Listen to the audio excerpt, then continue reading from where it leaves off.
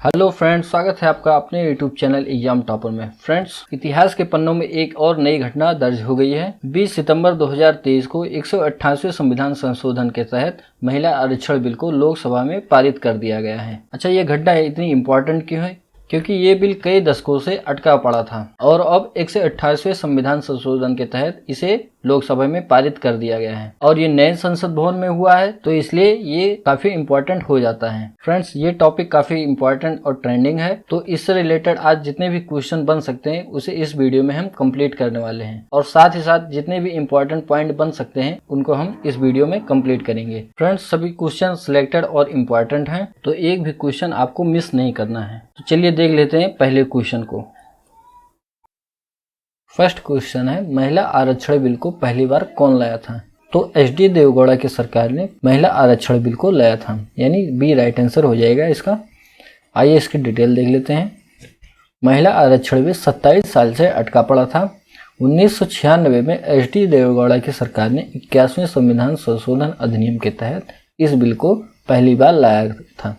साल 2010 में ये बिल यूपीए की सरकार में राज्यसभा में भी पास किया गया था, लेकिन लोकसभा में इसे पेश नहीं किया गया। ठीक है। क्वेश्चन नंबर 2 है, महिला आरक्षण बिल 2023 को किसने पास किया? तो फ्रेंड्स, इसे पास किया था कानून और विधि मंत्री अर्जुन राम मेघवाल ने, यानी सी राइट आंसर हो जाएगा इसका। आइए इसकी डिटेल देख लेते हैं। यह बिल नए संसद भवन में पेश होने वाला पहला विधेयक है।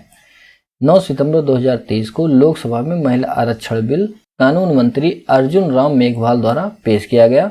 20 सितंबर 2023 को लोकसभा में पास किया गया और 21 सितंबर 2023 को राज्यसभा में पास किया गया।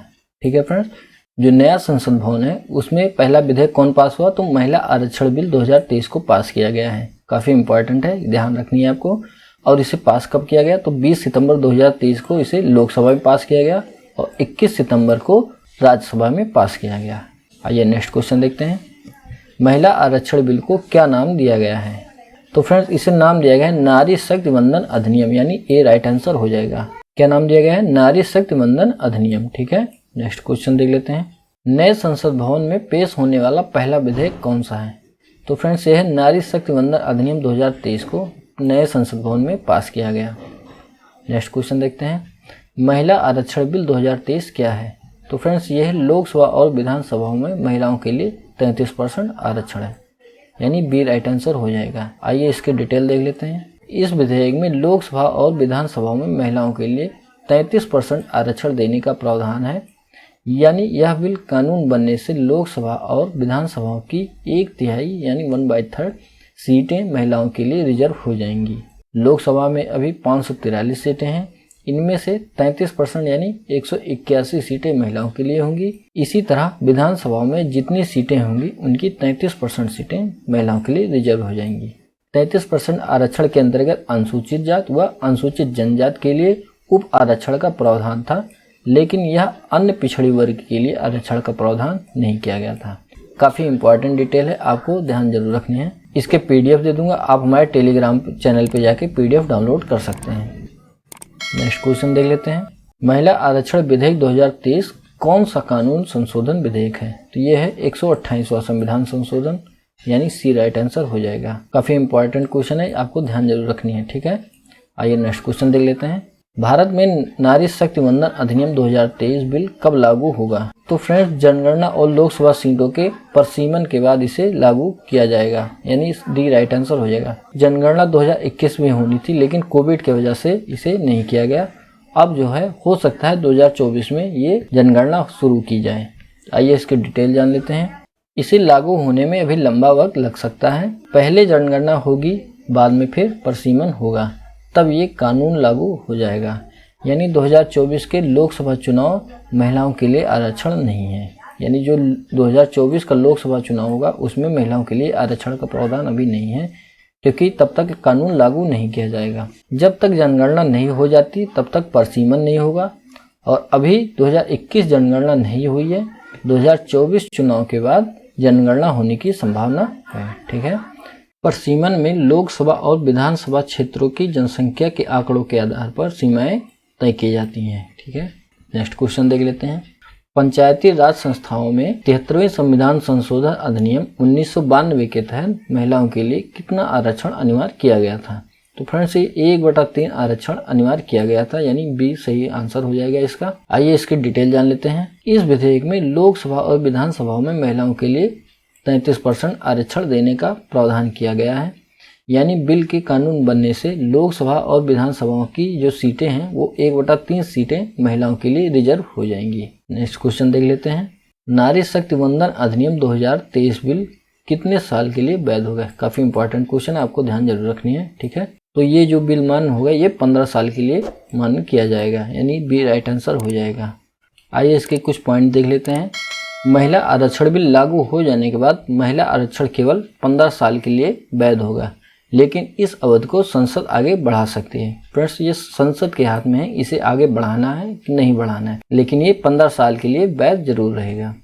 आइए नेक्स्ट क्वेश्चन देखते हैं। नारी शक्ति वंदन अधिनियम बिल कानून बनने के बाद कितने राज्यों में लागू होगा? तो फ्रेंड्स लगभग सभी राज्यों में लागू होने वाला है, 28 राज्यों में और 8 केंद्र शासित प्रदेशों में, यानी सी राइट आंसर हो जाएगा इसका। नेक्स्ट क्वेश्चन देखते हैं।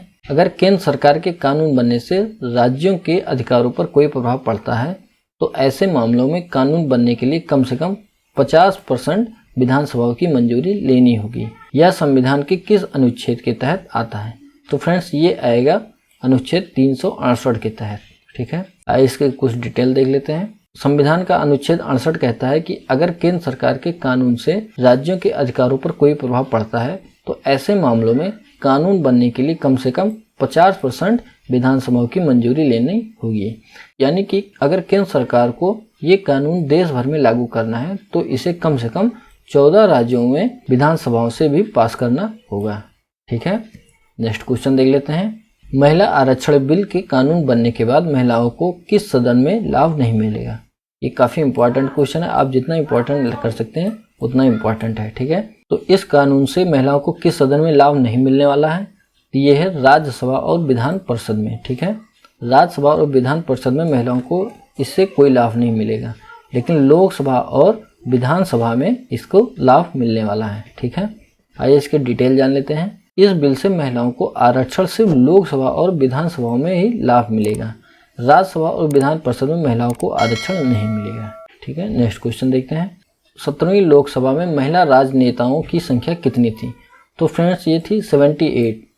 कितनी थी? 78 संख्या थी। आइए इसके डिटेल जानते हैं। 17वीं लोकसभा में महिला राजनेताओं की अब तक की सबसे अधिक संख्या कितनी थी? 78, यानी लगभग 14.36% रही थी। उपचुनाव सहित वर्तमान में इस समय 82 महिलाएं सांसद हैं, ठीक है। नेक्स्ट क्वेश्चन देखते हैं। क्वेश्चन नंबर 14 कह रहा है लोकसभा में बिल को लेकर पक्ष में कितने मत डाले गए थे? तो फ्रेंड बिल के पक्ष में कुल मत पड़े थे 354 और इसके खिलाफ पड़े थे 2। फ्रेंड्स काफी इंपॉर्टेंट क्वेश्चन है, आपको ध्यान जरूर रखना है, ठीक है। आइए इसके डिटेल जान लेते हैं। लोकसभा में बिल को लेकर पक्ष में 454 और खिलाफ में 2 मत डाले गए थे। अब फ्रेंड्स 2 मत किसने डाले थे आइए जान लेते हैं। बिल के खिलाफ AIMIM के प्रमुख असुद्दीन ओवैसी और उनकी पार्टी के सांसद इम्तियाज जलील ने वोट किया था। फ्रेंड्स 2 लोग थे जिन्होंने खिलाफ में वोट डाला था, बाकी 454 जो मत पड़े थे वो पक्ष में इसके पड़े थे।